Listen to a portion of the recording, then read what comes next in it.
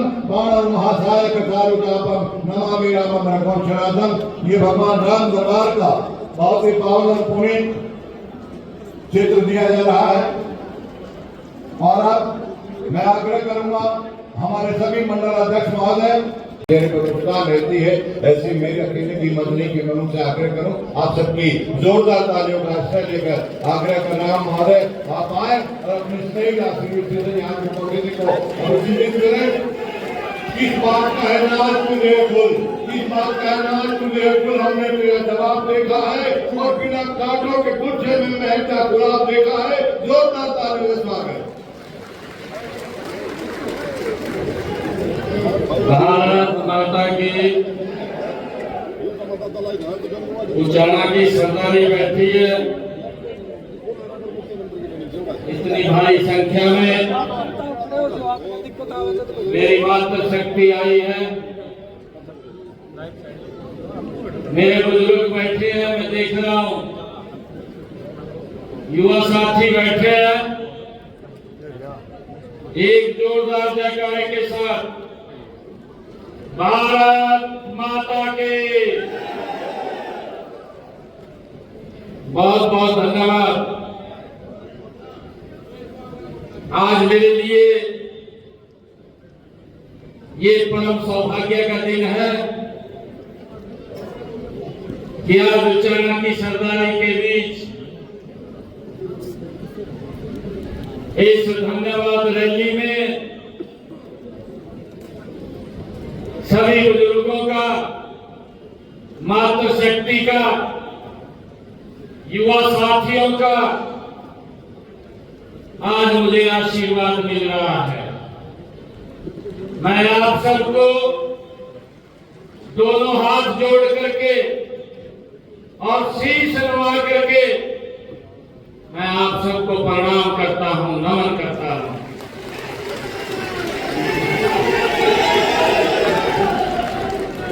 ये धन्यवाद रैली, ये धन्यवाद तो आप लोगों का है जिन्होंने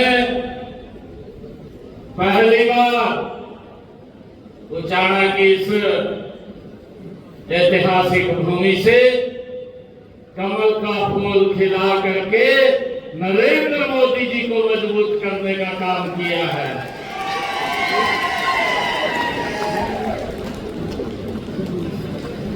आज इस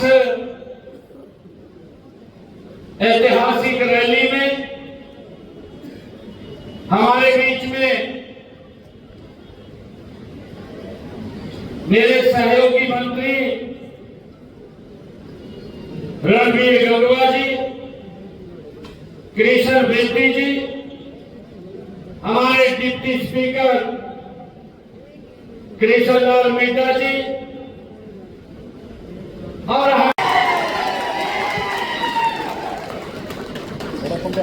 आज इतना भव्य कार्यक्रम, ये ऐतिहासिक रैली, मैं आप सबको पुनः प्रणाम करता हूं। हमारे खरखौदा के विधायक पवन जी, हमारे जिला के अध्यक्ष तेजेंद्र ढुल जी,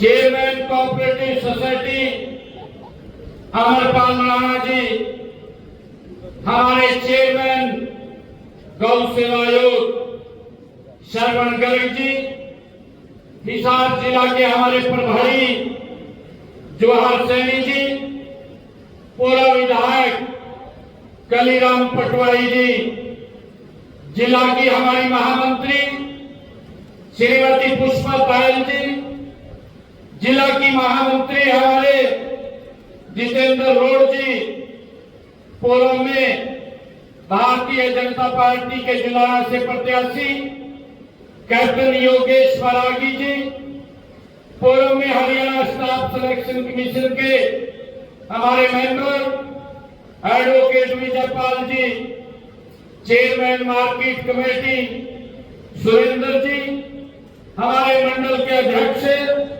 संजय चहल जी, सतीश जांगड़ा जी, श्रवण मांडी जी, तेजराम कंडेला जी, और उपस्थित मंच पर सभी हमारे पार्टी के सभी पदाधिकारी और सभी हमारे जो पंचायतों के सरपंचगण, जिला परिषद के हमारे चेयरमैन और माननीय सदस्यगण, पार्टी के जिला के हमारे पदाधिकारीगण, आप सबका मैं इस धन्यवाद रैली में बहुत बहुत स्वागत और आप सबका धन्यवाद करता हूं। साथियों, आज की उचाना की ऐतिहासिक और पावन धरा आप सबके बीच में आकर के मुझे बहुत ही गर्व महसूस हो रहा है। साथियों, उस शब्दों में ये बयान करना ये मेरे लिए बड़ा कठिन है। यह भूमि ये परिश्रम की भूमि रही है, परंपरा और प्रकृति का ये संगम है। साथियों, यह हरियाणा की ये भूमि, ये बांगड़ की भूमि, ये हरियाणा की धड़कन है। साथियों, जहां जब किसान अपना पसीना बहाता है और जब पसीना उसका माटी में मिलता है तो देश का अन्न भंडार बनने का काम ये मेरा यहाँ का किसान करता है। मैं आप सबका दिल से धन्यवाद करता हूं। साथियों, मेरे लिए गर्व की बात है कि यहाँ का युवा जब संकल्प लेता है तो पूरी दुनिया में भारत की प्रतिभा का परचम लहराता है। जब मेरा युवा संकल्प लेता है, मैं इस वीर भूमि और आप सभी का पुनः हृदय की गहराई से मैं बहुत बहुत आभार आप सबका अभिनंदन करता हूं, आप सबका अभिनंदन करता हूं। साथियों, आपकी यह विशाल उपस्थिति इस बात का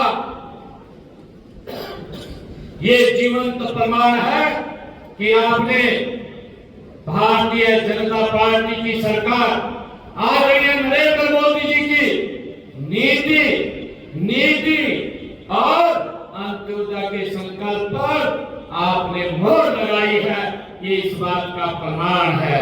साथियों, इसी अटूट विश्वास शक्ति से ही हरियाणा में भारतीय जनता पार्टी की सरकार नॉन स्टॉप ये तीसरी बार आप सबके आशीर्वाद से बनी है।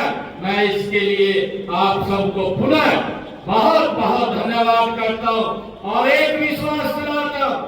मैं उचाना की ये सरदारी के बीच में ये विश्वास दिलाता हूं कि उचाना के विकास के पहिए को आप तीन गुना गति से आगे बढ़ाने का काम ये हमारी सरकार करेगी। साथियों, हम यहाँ के विकास के लिए कोई कसर नहीं छोड़ेंगे। भाइयों बहनों, इस अन्न भंडार भरने वाले किसानों की भूमि को लंबे समय से नजरअंदाज किया गया। लंबे समय से इस क्षेत्र को वोट के रूप में इस्तेमाल किया गया, परंतु यहाँ के लोगों की जो जरूरतें, जो उनकी आवश्यकताएं, उनसे इस क्षेत्र के लोगों को नजरअंदाज किया गया। साथियों, झूठे वादे करके आपके वोटों की फसल तो दो तीन पीढ़ियों तक काटते रहे हैं, लेकिन विकास के नाम पर कुछ नहीं किया। साथियों, मैं बताना चाहता हूं, आपको पूरी तरह एहसास भी है कि पिछले लंबे समय से आपको झूठे सपने दिखाकर अपनी पीढ़ियों को लगातार आगे बढ़ाने का काम करते रहे हैं। साथियों, परिवारवाद की दलदल में फंसे ये लोग ये आपके बच्चों के भविष्य को लेकर ये संजीदा नहीं रहे हैं। साथियों, उन्होंने सिर्फ अपने बच्चों के भविष्य को ही सुरक्षित किया है। हमने इस क्षेत्र का हक सूद समेत लौटाने का हमारी सरकार काम करेगी और कर रही है। साथियों, आज मैं आपके क्षेत्र के विकास को नई दिशा देने के लिए आज जब मैं यहाँ आया हूँ, तो आज मैंने आपके इस विचारा क्षेत्र के लिए 103 करोड़ 31 लाख रुपए की 5 परियोजनाओं की आज उद्घाटन और शिलान्यास किए हैं। 103 करोड़ 31 लाख रुपए की।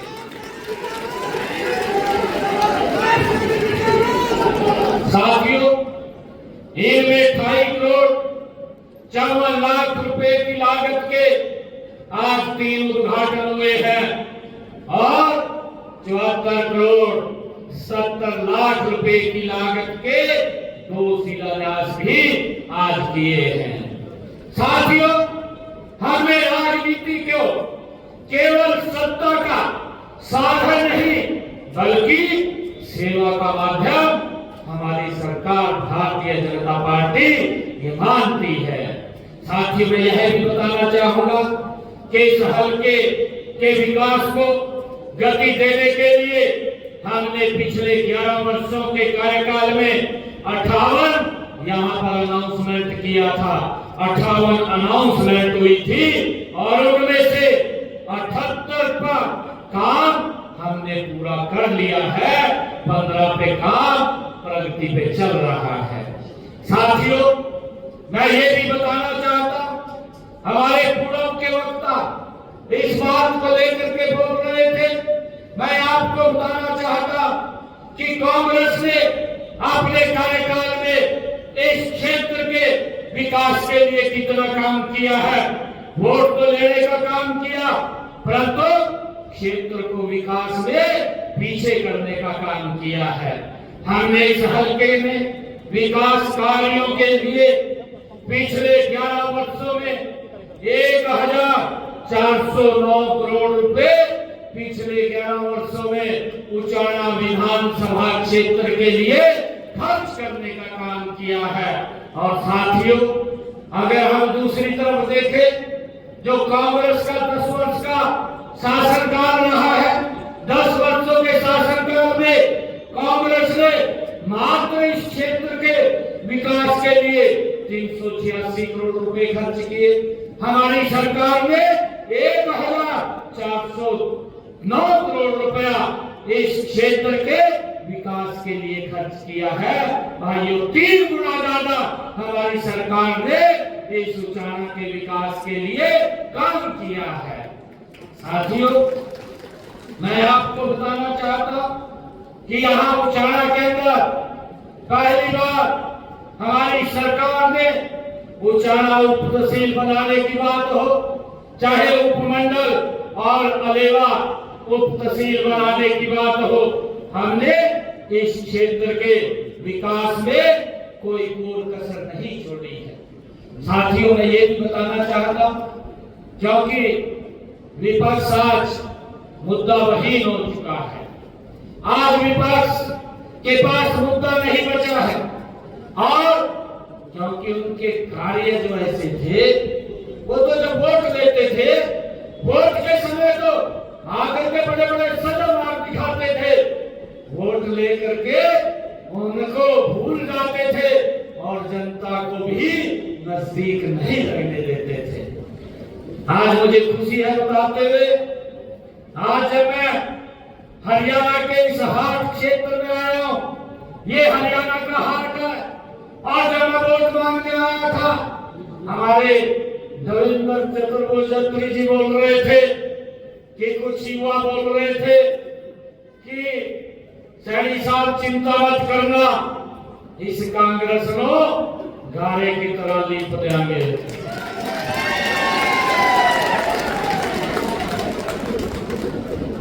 भाइयों, विकास के काम में आपका बेटा, आपका भाई इस उचाना के विकास में, हरियाणा के विकास में कोई कोर कसर नहीं छोड़ेंगे।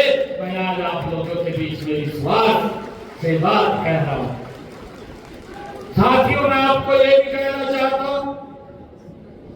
कि मैंने जो वादे किए थे जब चुनाव चल रहा था, मैंने ये कहा था, अपने हरियाणा के युवाओं को कहा था, क्योंकि कांग्रेस के लोग ये नहीं चाहते थे कि किसी युवा को सरकारी नौकरी लगे, किसी गरीब का बेटा बिना पैसे की नौकरी लग जाए, ये नहीं चाहते थे।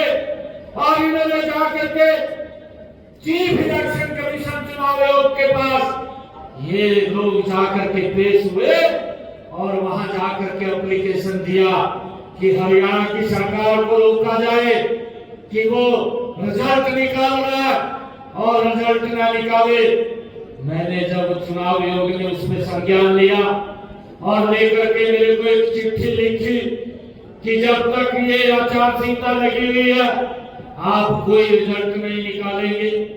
मैंने उनको कहा, चुनाव आयोग को, मुझे तो पता चल गया ये कांग्रेस के लोग ये भलाई के लिए नहीं, ये तो अपनी भलाई के लिए गए वहां पर। और मैंने कहा कि मैं कोई रिजल्ट नहीं निकालूंगा।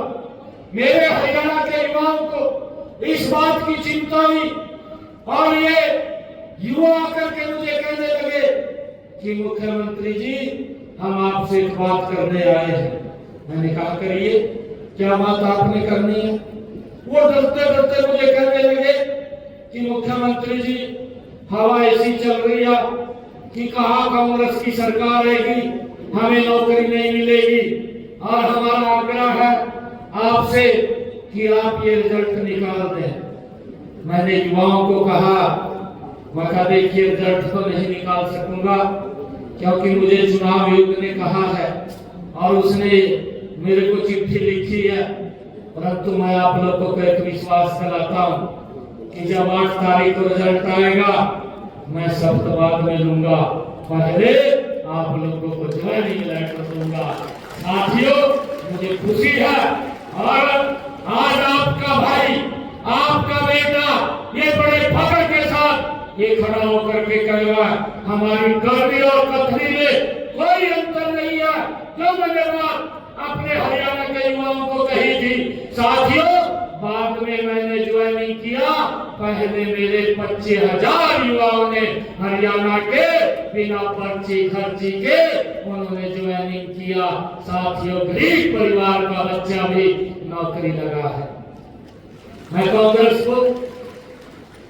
कांग्रेस और अन्य दलों को ये पूछना चाहता हूं, मैं आज हरियाणा के उस ऐतिहासिक भूमि के ऊपर आया हूं जिस भूमि के ऊपर ये फरमान जारी होता है कि सरकार किसकी बनेगी।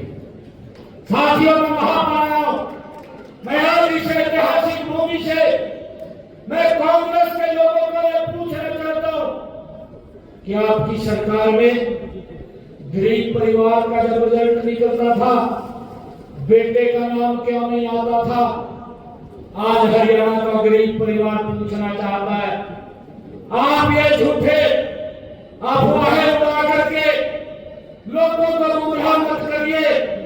हरियाणा के लोग पूछना चाहते हैं कि जब रिजल्ट आपकी सरकार में आता था, गरीब परिवार का बच्चा रिजल्ट भी वो पास कर लेता था, परंतु उसका नौकरी में नाम नहीं आता था।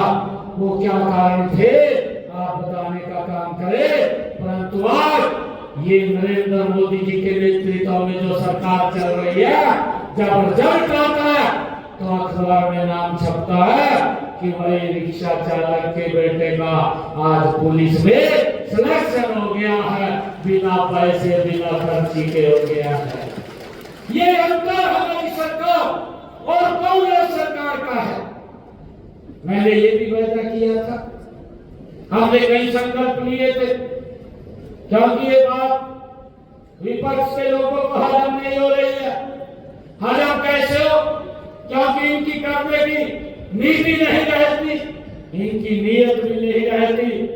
नेतृत्व को तो पूरा विश्व जानता है, भाइयों बदनाम करने में इनका नेतृत्व भारत को, नरेंद्र मोदी को दुनिया में जाकर के बदनाम करने में लगा हुआ है। परंतु मैं आपका धन्यवाद करता हूं। राजीव बैठे थे, लड्डू भी बढ़ गए थे, साफ करके गिरती है।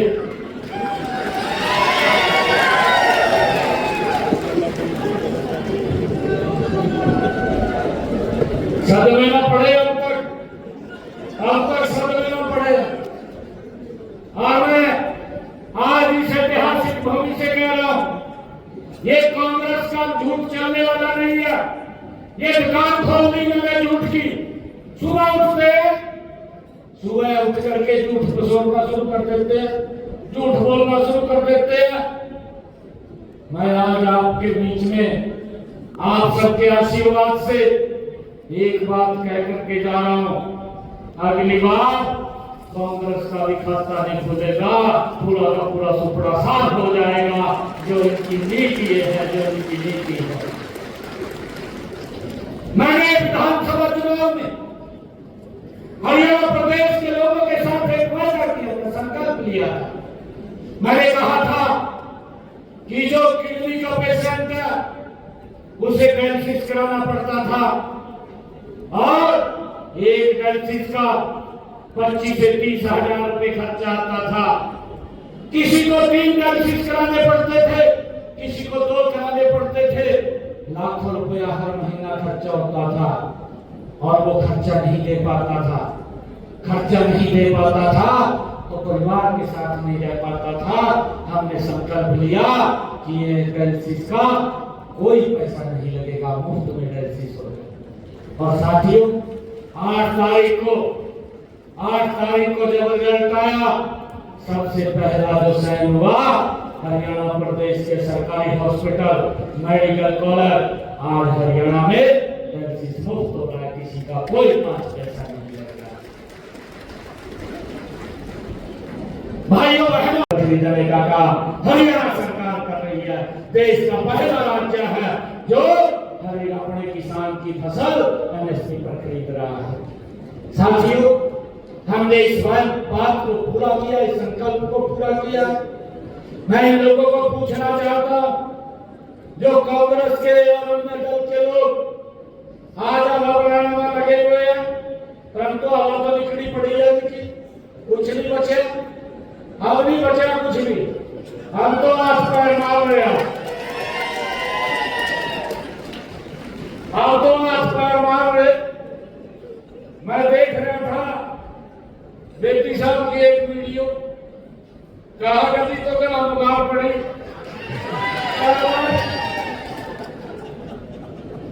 किराया एरिया श्यामली का। साथियों, कुछ नहीं बचा कांग्रेस के पास, हाथ पैर मार रहे हैं। कुछ नहीं बचा, कहा बुजुर्गों की पेंशन काट दी। आज मैं उचाना के इस ऐतिहासिक भूमि से, अरे बुजुर्ग मेरे पिता समान है, बुजुर्गों का आशीर्वाद हमारे सिर के ऊपर है। अरे बुजुर्गों का सम्मान बढ़ेगा, उनकी पेंशन नहीं कटेगी। और ये सुनिश्चित अगर कोई करता, ये भारतीय जनता पार्टी की सरकार करती है, मोदी जी के नेतृत्व में करती है। मैं इनको पूछ रहा था, आपकी सरकार में बुजुर्गों का कितना पैसा बढ़ा, आप बताने का काम करें। एक ने तो 200 रुपए बढ़ाए 5 साल के अंदर, और एक ने 500 रुपए बढ़ाए कांग्रेस ने। ये 10 साल के अंदर 2012-13 के अंदर जब ये पता लगा इलेक्शन आएगा, जाते जाते बोल के 1000 रुपए कर दो।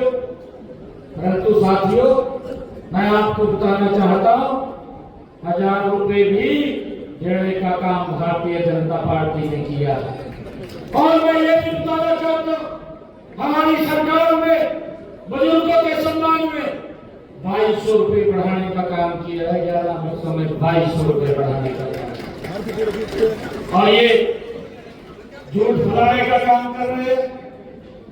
कभी मुद्दा नहीं है, ये तो सोचते हैं कि भाई जैसे अध्यक्ष जी ने कह दिया, कहा हमारा पेंशन बढ़ाने का काम करे, ये भी तो कहेंगे कहा भाई पार्टी के अध्यक्ष ने बोल दिया, कहा दोबारा लगाने का काम कराने का। ये मुद्दा फंस गया। परंतु हमारे मंत्री जी जो इस विभाग को देख रहे हैं, उन्होंने कहा यह हमारी सरकार की गारंटी है, किसी बुजुर्ग का कोई पैसा नहीं कटेगा। भाई कोई अगर दिक्कत है, कोई उसके अंदर कमी है, उसको वेरीफाई तो करना हमारी जिम्मेदारी है, ये सरकार वेरीफाई करेगी। और साथियों, हमने कहा था बहनों को अपने संकल्प पत्र में हमने ये कहा था कि हम 2100 रुपए देने का काम करेंगे। पहले बजट के अंदर हमारी सरकार ने 5000 करोड़ रुपए का प्रावधान किया। आज बहनों को 2100 रुपए देने का काम हमारी सरकार कर रही है। साथियों, मैं कांग्रेस के लोगों को भी कहना चाहता हूँ कि जहां आपकी सरकार है, जहां अपने वायदे किए थे, वहां जाकर के मुझे आपको थोड़ा सा पता चल जाएगा कि वहां बहनों के साथ जो वायदा किया था वो पूरा किया नहीं किया है। साथियों, मैं ये भी कहना चाहता हूं कि हमने अगर मेरे किसान की फसल का खराब हुआ तो वो भी मुआवजा पहुंचाने का काम हमारी सरकार ने किया है। मैं आपको एक बात और बताना चाहता हूं, यहाँ तो कई गंगा के आदमी है। एक ये पंजाब के अंदर आम आदमी की सरकार, आम आदमी का विकास करार किया, ऐसा नाम रख लिया आम आदमी भी कहा जाए। परंतु हरियाणा के अंदर आकर के दोनों कांग्रेस और आम आदमी समझौता कर दिया, दोनों बड़े मिले। मैं सांसद था कुरुक्षेत्र से, इन्होंने मिलकर के कांग्रेस और आम आदमी ने एक प्रत्याशी आम आदमी का कुरुक्षेत्र से डाल दिया और आपका सबसे बड़ा बयान दिया।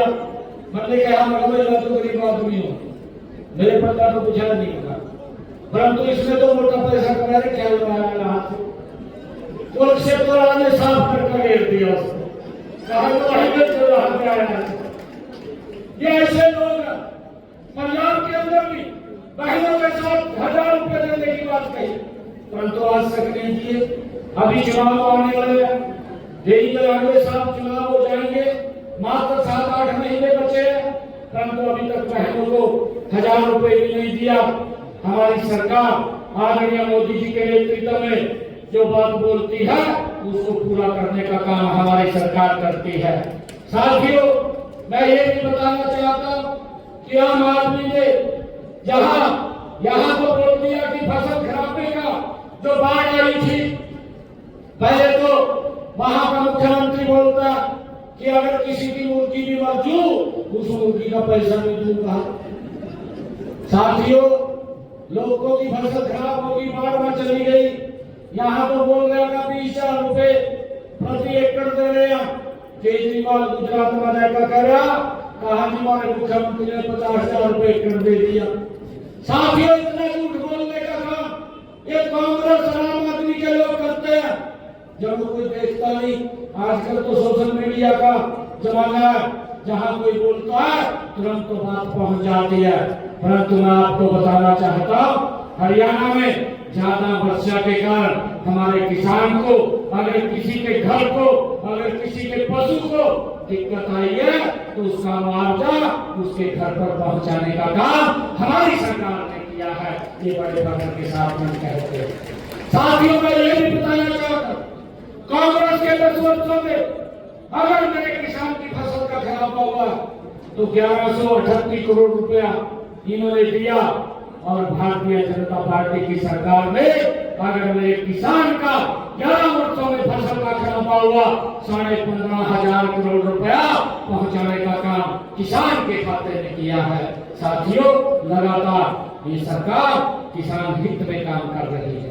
साथियों, आज मैं आप सबको आज इस अवसर पर बधाई भी देता हूं, और आज क्योंकि देवेंद्र चतुर्वेदी ने जो आज इतना भव्य एक कार्यक्रम रखा है और उन्होंने मांग पत्र भी दिया है कि हमारे इस क्षेत्र की मांगों के लिए उन्होंने कहा है, और मैं एक और बीच में बात कह करके फिर बात को शुरू करूंगा।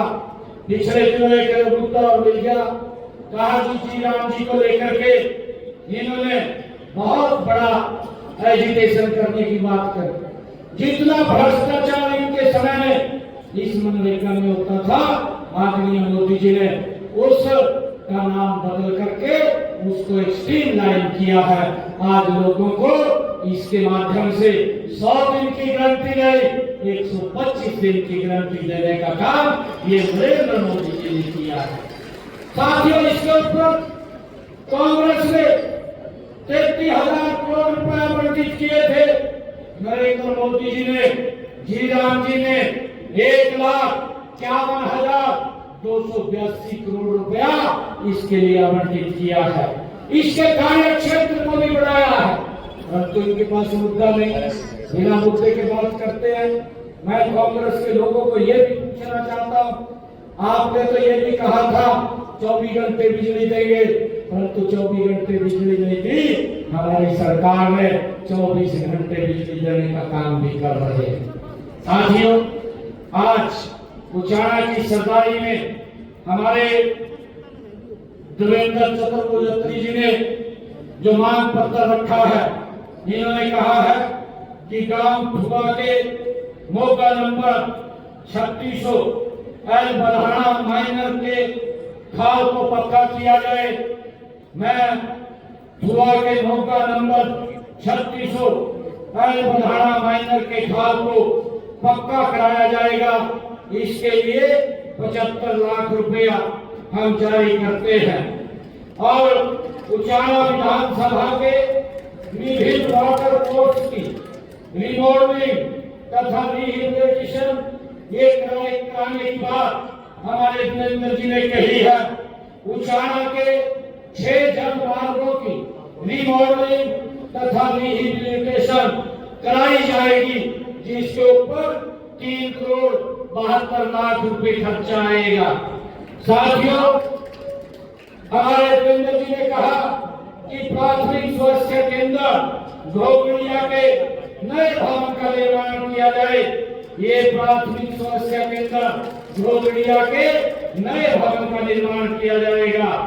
प्राथमिक स्वास्थ्य केंद्र उचाना खुर्द जो पंचायत भवन में चल रहा है का नया भवन बनवाया जाए। ये नाम देवेंद्र जी ने रखी है। ये ग्राम पंचायत उचाना खुर्द में प्राथमिक स्वास्थ्य केंद्र का नया भवन बनवाया जाएगा। साथियों, देवेंद्र जी ने कहा कि प्राथमिक स्वास्थ्य केंद्र कर सिंधु को सामुदायिक स्वास्थ्य केंद्र में अपग्रेड किया जाए। यह भी जो कर सिंधु को में सामुदायिक स्वास्थ्य केंद्र है उसको अपग्रेड किया जाएगा, जिस पर लगभग 20 करोड़ रुपए का खर्चा आएगा। देवेंद्र जी ने जो सिंचाई विभाग की गांव बरसौला सब माइनर आरडी 19,000 से 36,500 तक इसको पुनर्वास किया जाए, इसकी मांग रखी है। सिंचाई विभाग द्वारा गांव बरसौला सब माइनर आरडी 19,000 से 36,500 का पुनर्वास, उसका रिहेबिलिटेशन वो कराया जाएगा। ये भी मैं इसकी घोषणा करता हूँ। जो हमारे देवेंद्र जी ने कहा है कि उचाना विधानसभा में पंचायती राज विभाग के तहत सभी गांव में ई लाइब्रेरी तथा जिम हॉल खोले जाएं।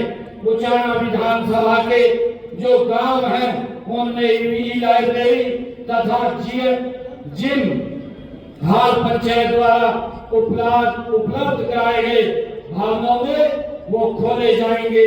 इसकी भी मैं घोषणा करता हूँ।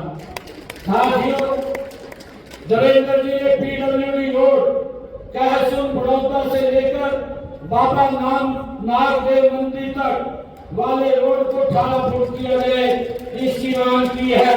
ये पीडब्ल्यूडी रोड कहसुन बड़ौदा से लेकर बाबा नागदेव मंदिर तक इस रोड को 18 फुट चौड़ा किया जाएगा, इसकी भी घोषणा करता हूँ।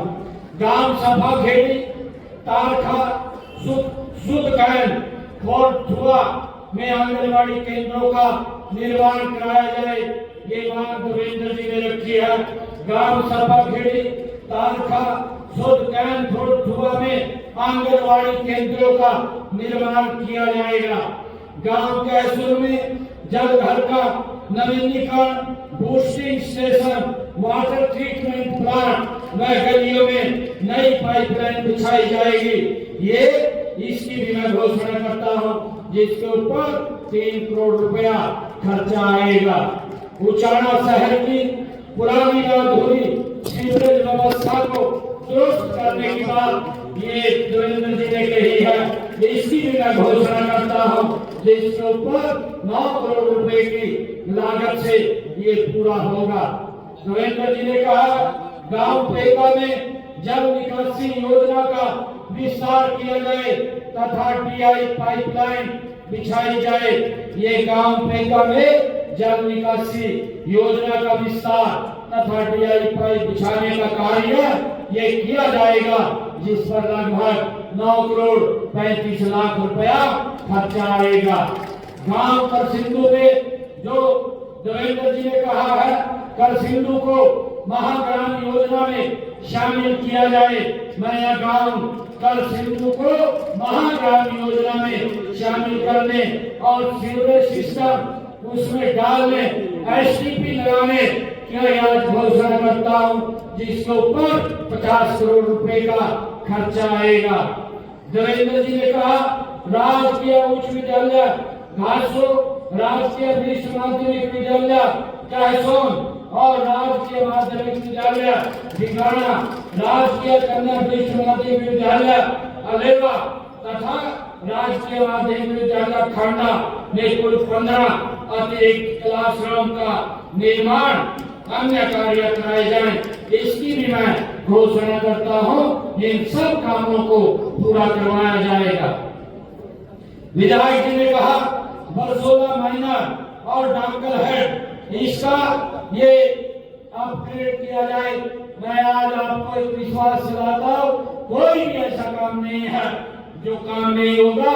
इसकी एक कमेटी बना करके इस काम को हम पूरा करवाने का काम वो करेंगे, जिससे क्षेत्र के लोगों को इसका लाभ मिले। साथियों, हरियाणा राज्य कृषि विपणन बोर्ड जेल द्वारा उचाना में नई अतिरिक्त अनाज मंडी और मार्केट कमेटी का भवन बनाने की बात देवेंद्र जी ने कही है। उचाना में नई अतिरिक्त अनाज मंडी मार्केट कमेटी का भवन का निर्माण करवाया जाएगा, इसकी भी मैं घोषणा करता हूँ। साथियों, हरियाणा राज्य कृषि विपणन बोर्ड जेल द्वारा उचाना में टीएससी एवं पुरानी अनाज मंडी की स्पेशल रिपेयर कराई जाए, इसकी मांग देवेंद्र जी ने की है, इसकी भी स्पेशल रिपेयर कराई जाएगी। हरियाणा राज्य कृषि विपणन बोर्ड जिन द्वारा उचोना हल्के के विभिन्न गांवों की सड़कों को चौड़ा किया जाए तथा नई सड़कों का निर्माण किया जाए, ये देवेंद्र जी ने अपने मांग पत्र में कहा है। मैं हरियाणा राज्य कृषि विपणन बोर्ड के द्वारा 5 करोड़ रुपए की लागत से पुरानी सड़कों को चौड़ा और उनकी मरम्मत कराई जाएगी तथा 25 किलोमीटर की नई सड़कों का निर्माण भी यहाँ किया जाएगा। साथियों, इसके साथ ही उचाना विधानसभा की 122 किलोमीटर की 146 सड़कों की जो डीएलपी की अवधि में है, आवश्यकता अनुसार संबंधित एजेंसी द्वारा उसको ठीक करवाया जाएगा और इसी प्रकार 15 किलोमीटर की 7 सड़कों का निर्माण प्रगति पर है और 3 किलोमीटर की 2 सड़कों की 51,61,000 रुपए की लागत से स्पेशल रिपेयर उनकी की जाएगी। साथियों, उचाना निर्वाचन क्षेत्र में पीडब्ल्यूडी एंड बीएनआर विभाग की इन सड़कों की मुरम्मत कराई जाएगी।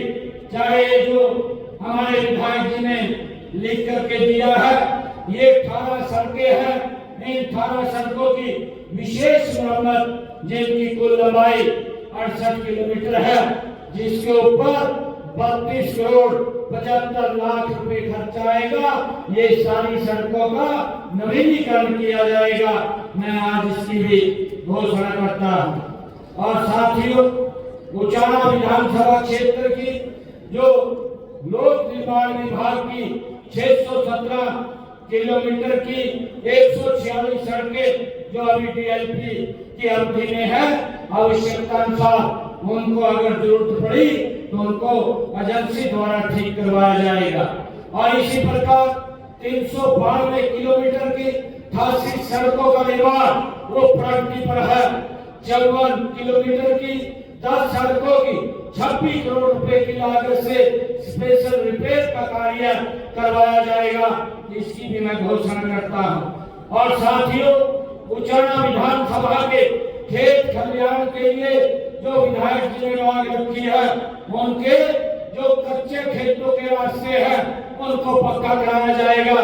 उनको 25 किलोमीटर तक के कच्चे रास्तों को, खेतों को पक्का कराया जाएगा। और क्षेत्र के विकास के लिए अलग से मैं 5 करोड़ रुपया और देने की मैं घोषणा करता हूँ।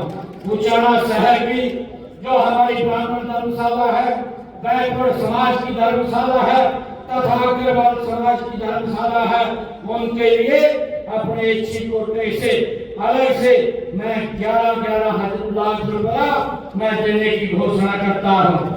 साथियों, मुझे खुशी है कि आज ये समय की मांग भी है कि हम राजनीति से ऊपर उठ करके विकास की राजनीति को करें। ये हमारी सरकार का ये दायित्व है। और लगातार आदरणीय मोदी जी के नेतृत्व में हमारी इंटरवेंशन की सरकार गति से काम कर रही है। हमारा लक्ष्य केवल चुनाव जीतना नहीं बल्कि जनता का विश्वास जीतना है। उस विश्वास को लेकर के हमारी सरकार काम कर रही है। साथियों, विपक्ष केवल आरोप लगाता है, लेकिन हमारे पास काम का रिपोर्ट कार्ड है। मैं आपको ये बताना चाहूंगा, हमने जो कहा है वह